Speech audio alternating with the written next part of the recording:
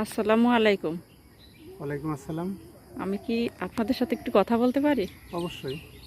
আপনার সাথে দুজন কে? নিশ্চয়ই আপনার মেয়ে। হ্যাঁ, আমার ২ মেয়ে। আপনাদের বাসা কি এইখানে? না, এখানে না, আমরা বাইরে থেকে ঘুরতে আসছি মেয়েদেরকে নিয়ে। এইখানে ঘুরতে আসার উদ্দেশ্য, মানুষ তো অন্য অন্য জায়গায় যায়, পার্কে যায়, রেস্টুরেন্টে খাবার খেতে যায়, শপিংয়ে যায়।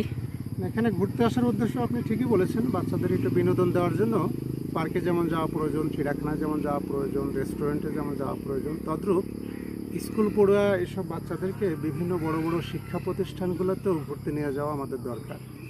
যেমন বুয়েট, কুয়েট, চুয়েট বা বাংলাদেশের যে বৃহত্তর বিশ্ববিদ্যালয় আছে বা মেডিকেল কলেজগুলো আছে সেখানে ঘুরতে নিয়ে যাওয়া প্রয়োজন। তাতে করে কি হবে, যে বাচ্চাদের ভিতরে স্বপ্ন তৈরি হবে, তারা স্বপ্ন দেখতে শিখবে এবং তারা নিজেদেরকে এইভাবে তৈরি করতে শিখবে এবং তাদের ভিতরে একসময় একটা স্বপ্ন তৈরি হবে যে না, আমি যদি ভালোভাবে লেখাপড়া করি তাহলে এই ধরনের বুয়েট, কুয়েট বা চুয়েট বা বিভিন্ন বিশ্ববিদ্যালয়গুলো আমার পড়াশোনা করা বা চান্স পাওয়া সম্ভব হবে।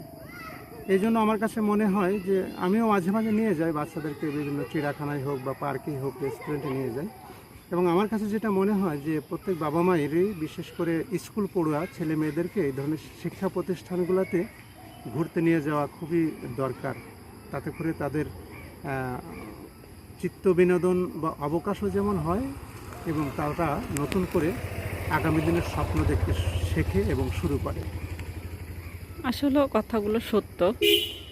এভাবে তো কখনো ভেবে দেখিনি। প্রত্যেকটা মা বাবারই এটা করা উচিত। ধন্যবাদ। আপনাকেও ধন্যবাদ।